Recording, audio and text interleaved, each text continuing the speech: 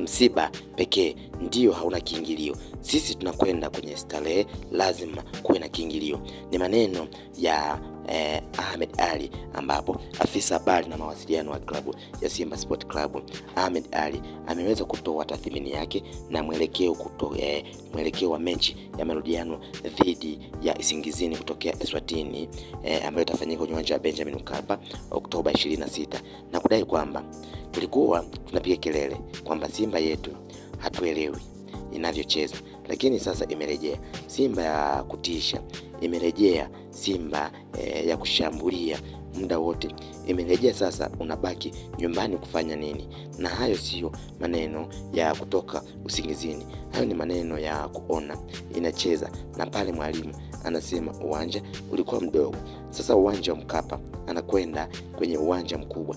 Njoo uwanja wa Mkapa uone Simba ikifanya balaa zito. Ahmed Ally anaendelea kwa kudai kwamba tuna kila sababu ya kuonyesha utofauti wa sisi na wengine. Sisi ndiyo timu pekee Tanzania ambayo imepata ushindi ugenini. Zanzibar sio nje ya Tanzania. Tunayo sababu ya kutamba, maana sio rahisi kumtandika bingwa wa Eswatini mabao 3-0.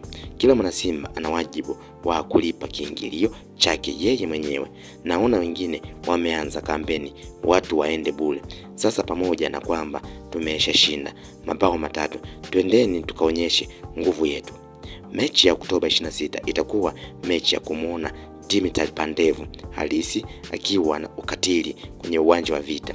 Kwenye mchezo huo ule wa kwanza, mwalimu aliweka wazi kwamba bado hajaridhika na kiwango cha timu yake, kipo chini. Mwalimu akitaka na sisi bado hatujakijua.